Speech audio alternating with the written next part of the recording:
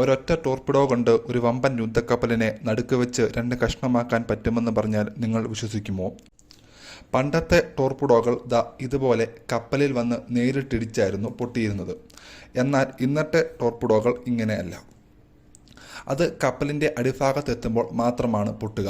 വെള്ളത്തിനടിയിൽ ഈ സ്ഫോടനം നടക്കുമ്പോൾ അവിടെ ഇതുപോലൊരു വലിയ ഗ്യാസ് കുമിള രൂപപ്പെടുന്നു.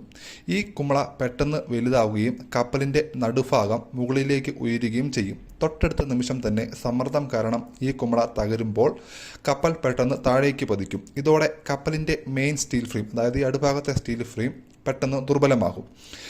ഇതിന് തൊട്ട് പിന്നാലെയാണ് യഥാർത്ഥ വില്ലനായ ബബിൾ ഇഫക്റ്റ് വരുന്നത്. അവിടെ എന്താണ് സംഭവിക്കുന്നതെന്ന് വെച്ചാൽ ഈ കുമിളയുടെ താഴത്തെ ഭാഗം, അതായത് ഇവിടെ സമ്മർദ്ദം കൂടുതലായിരിക്കും.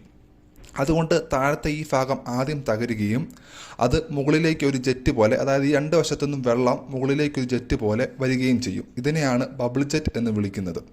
ഇത് കപ്പലിൻ്റെ അടിയിൽ അടിക്കുമ്പോൾ ചുറ്റുമുള്ള വെള്ളം മണിക്കൂറിൽ 1000 കിലോമീറ്റർ അധികം വേഗതയുള്ള ഒരു വാട്ടർ ജെറ്റായി മാറുകയും അത് കപ്പലിൻ്റെ അടിത്തറ തുളച്ച് കപ്പലിനെ രണ്ട് കഷ്ണങ്ങളാക്കി തകർത്ത് കളയുകയും ചെയ്യും.